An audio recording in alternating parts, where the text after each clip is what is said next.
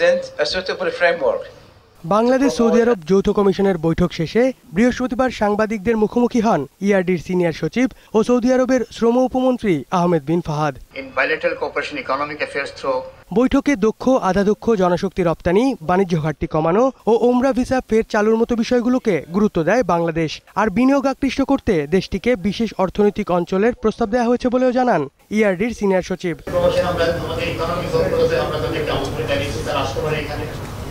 আর বিশেষ করে আমাদের ম্যানপাওয়ারের ব্যাপারে আলোচনা হয়েছে। আমরা আমাদের জনশক্তি রপ্তানির ব্যাপারে তাদের সহযোগিতা চেয়েছি এবং তারা বলেছে বিশেষ করে স্কিল ম্যানপাওয়ারের ব্যাপারে ডাক্তার এবং নার্সেস এই ক্যাটাগরিতে তারা আরো বিবেচনা করবে। সংবাদ সম্মেলনে সৌদি আরবের সঙ্গে একটি সমঝোতা স্মারকও সই হয়। পরে সৌদি উপমন্ত্রী জানান, বাংলাদেশের সঙ্গে দ্বিপাক্ষিক বাণিজ্য বাড়ানো সহ নানা খাতে সহযোগিতা বৃদ্ধিতে আগ্রহী তার দেশ।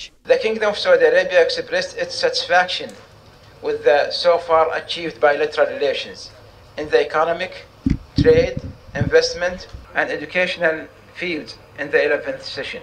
এদিকে ধর্মসচিব জানান, ওমরা ভিসার নামে মানব পাচারে জড়িত ৬৯টি এজেন্সির লাইসেন্স বাতিল করা হয়েছে। ১০৪টি এজেন্সির বিরুদ্ধে অভিযোগ ছিল, of which 69টা এজেন্টকে আমরা তাদের লাইসেন্স বাতিল করেছি, জামানত বাজেয়াপ্ত করেছি এবং আর্থিক জরিমানা করেছি। আমরা আশ্বাস দিয়েছি যে দ্রুতই ভিসা ওমরা ভিসা কার্যক্রম শুরু হবে। জামান মণ্ডল, ২১শে টেলিভিশন, ঢাকা।